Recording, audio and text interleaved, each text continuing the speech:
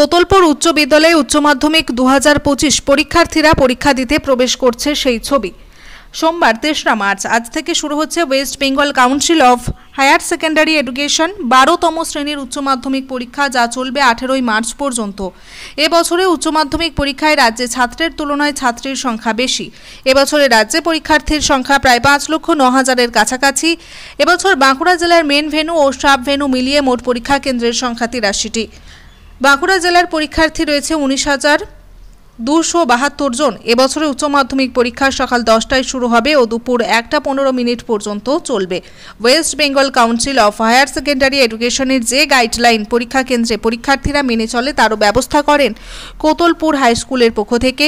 প্রশাসনের তরফে পরীক্ষা সুষ্ঠুভাবে সম্পূর্ণ করতে কড়া নিরাপত্তার ব্যবস্থাও নেওয়া হয়েছে। পরীক্ষা কেন্দ্রগুলিতে কড়া নজরদারি বজায় রাখা হবে।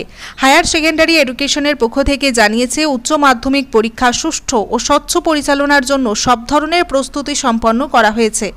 বিশেষ নির্দেশিকার মধ্যে পরীক্ষার্থীদের সকাল 9টার মধ্যে পরীক্ষা কেন্দ্রে পৌঁছাতে হবে। পরীক্ষা কেন্দ্রে মোবাইল ফোন ও অন্যান্য ইলেকট্রনিক্স ডিভাইস নিষিদ্ধ করা হয়েছে। পরীক্ষা সংক্রান্ত নির্দেশিকা কঠোরভাবে মেনে চলার নির্দেশও দেওয়া হয়েছে। বাঁকুড়ার কোতলপুর থেকে অভিজিৎ মুখার্জির রিপোর্ট, এসএস বাংলা নিউজ।